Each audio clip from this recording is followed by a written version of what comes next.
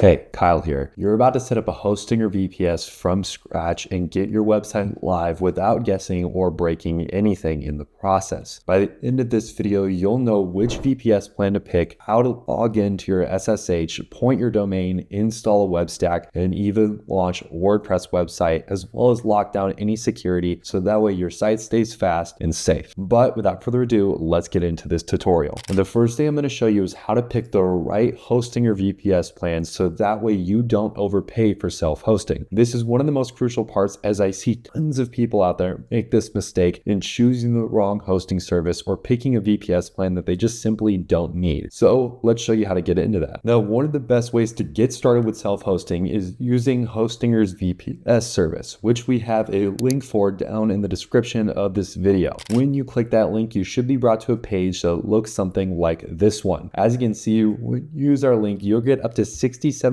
off your VPS hosting plan, no matter which plan you end up choosing. Now, they have a couple of big benefits here that you'll definitely want to take notice of. The first of these is the free real-time snapshot. The second of these is the free automatic weekly backups that they offer. And the third is Kodee, which is their AI assistant, which actually helps you fix anything if you do break something in the process of this. I'm going to go ahead and show you how to get started though, and you're simply going to click on the choose your plan button. Once you click on that button, it will take you down here, which is going to be their pricing plan page. Now, I know this might look a little bit overwhelming as there are a ton of options that you can choose from. They have the KVM 1 plan, the KVM 2 plan, the KVM 4 plan, and the KVM 8 plan. Now, in terms of what you actually need for your power and what you're going to be doing with self-hosting, more than likely most of you are not going to need the KVM 4 plan or even the KVM 8 plan. Most of you are going to be at the KVM 1 plan or the KVM 2 plan. Now, in my opinion, from my personal use, because I've run websites on this, I've run AI automation, especially things like NAN, for example, I simply am going to go with the KVM 2 plan. And the reason that I'm going with the KVM 2 plan is for a couple different things. The first of these is that it has 2 vCPU cores, 8 gigabytes of RAM, 100 gigabytes of NVMe disk space, and 8 terabytes rather of bandwidth, as well as data centers and everything else that comes with it. Now, this might seem like a little bit overkill depending on what your personal project is, but for hosting things like a website or even doing stuff like AI automations, I'd highly recommend just using the KVM 2 plan. It's pretty much more than enough for what you're going to need. Anything lower than that, you might end up having to upgrade eventually down the line, and this just kind of saves you the time and energy. Plus, it's insanely cheap, as you can see here, only $6.99 a month, which is just insanely cheap. So what we're going to do is hit the choose plan button, which will take us onto their checkout page. Now, inside of the checkout page, you're going to have one more thing you need to make sure you do, or well, I guess rather 2 more things. The first thing you're going to do here is pick your period, which is basically just how many months are you going to pay for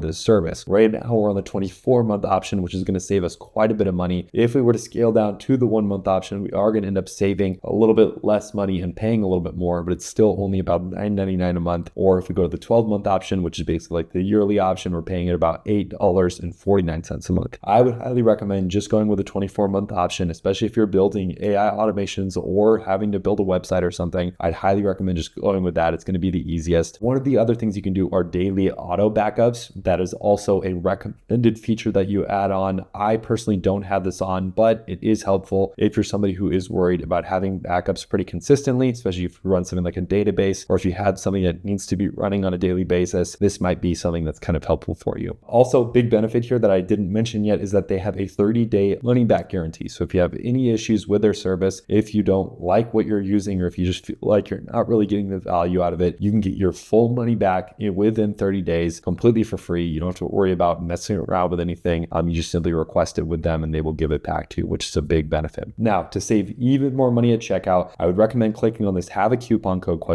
And enter in the coupon code my first website, all capitals, no spaces, and hit the apply button. And then as you can see, we're going to get an even better discount with a 10% discount added to that as well. Make sure you use that at checkout for an even better deal. But once this all looks good, you'll enter in your payment details, figure out what you want to do, hit the continue button, and you'll be ready to get started with the actual process of uploading your VPS and starting your server. Now, I went ahead and made a short checklist here that we're going to go step by step here so that way you don't miss anything. And also you have a visual to look at just in case you maybe don't listen as well. This can kind of provide a visual so that way you can see what I'm doing as I'm doing it. Now, the first step here is picking the plan, which we just did, which we're all good on there. And then the second step here is going to be grabbing a login, which is going to be sent through a welcome email sent to your personal email address. And then you'll basically just copy the server IP there and the root password from that email. Now, once you guys are inside Hostinger, the first thing you're going to want to do is head over to this little tab right here that says VPS. And that's going to be obviously where our VPS server is. Now, as you can see, I actually currently have a VPS hosting plan that's currently being attributed to an N8N instance, which is basically where you build AI automations. This is something that when I talk to people about self-hosting, they're either building a website or they're doing this, or they're running some kind of SaaS service, but that's much more rare. Most of you guys watching this video are probably doing something related to that. So this is what I have currently here. If you want to have more of this, you can do a get new VPS hosting plan up here, and then you can pick whether that's a hPanel VPS or a KVM VPS. Also, that's another example too. You can use this for gaming purposes. Let's say you want to run a Minecraft server or just a random game server. You can use this service to do that. But we'll go ahead and do the KVM VPS button right here, which will then obviously start the setup process to get started with our new VPS that we're going to make. First thing we need to do here is select a server location. Now you go ahead and select the server that's going to have the best latency possible, which is going to be whichever server is probably closest to you. In this case, they have a Phoenix server that has about 33 milliseconds on latency, which looks pretty good to me, right? I'm definitely all good with that. Up next here is selecting an operating system. This might sound complicated. I promise you it's much easier than you would think. I'm going to just go with plain OS here. You don't really have to worry about this too much. You'll hit the next button here. Now we're going to go ahead and select the operating system, which as you can see, they have a couple of things that are pre-built here that we can start installing pretty much immediately. And they do a guided setup wizard for this. So you don't even have to hop into the command console. You just click this and then walk through the steps. So it's super easy. There's also the show more option, which shows you obviously more as the name implies. And then also we can just install plain OS if we want, maybe things like Alpine Linux or Ubuntu or anything like that. But for the sake of this video and just to kind of show you how this works, we're going to install the WordPress built on Ubuntu. This one is very popular, so it should be pretty easy to do. We'll go ahead and select that one, hit the next button here, which will take us to the next part where we're going to create a panel password. Please, please, please make sure you keep this very safe and do not show this to anyone, as this is a very important thing that you do not want to lose. If you lose this, well, you'll lose access to your server. And also if other people get this, they can get access to your server and do all kinds of bad things. So just make sure that your panel password is completely in your possession and not in anybody else's. Now, once your password is input here, the next thing you can do is do an SSH key, which is just going to add an extra layer of security to your server. This is optional, but you can do it, and I do find it's a little bit helpful. Then the additional features here are going to be the malware scanner. Definitely recommend adding this since it's, well, number one, completely free, but also this just helps,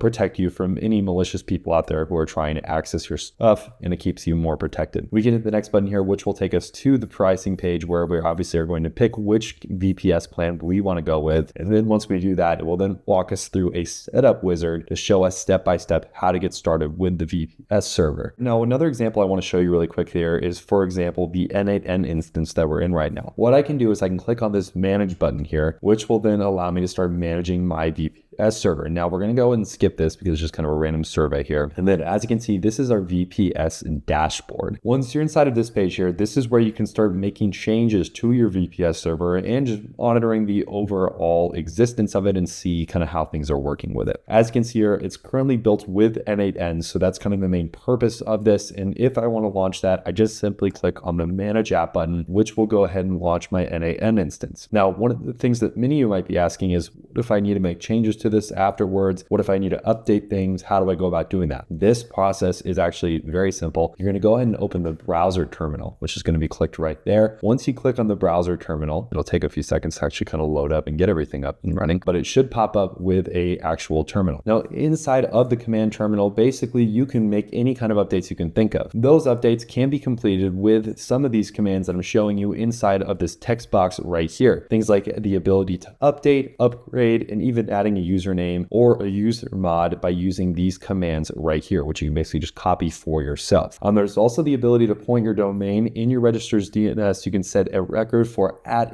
www inside of your VPS's IP address, and then you just wait for propagation. Very easy to do. You basically just upload these exact commands inside of your terminal, and then that's pretty much all you have to do. And just as a last little quick update on how else you can do this, if you guys check out the Kodee AI assistant, this thing will save save your life. I have used this so many times when I have an issue inside of my server, when something's not updating properly, when I want to start hosting something different. I simply hop into this, and it's basically like ChatGPT for your specific VPS server. So you can ask it any question you can think of, and it will give you a solution and give you some features on things you can do. This is super helpful. And if you have any questions, don't even comment them down in the comment section. You can if you want, and I'll try to answer them. But I would recommend going to their Kodee AI assistant and typing in the questions that you have, which will fix or actually help you solve things inside of your VPS server. Hopefully that was helpful. If you guys have any questions about how this process works or how this whole VPS server thing works, make sure to drop them down in the comment section. And of course, please remember to like this video, and remember that the links down in the description are affiliate links, and we could financially benefit from them at no extra cost to you. Make sure to hit that like button and subscribe so you don't miss any of our future videos. Thank you in advance so much for supporting more videos like this, and I can't wait to see you guys in our next video.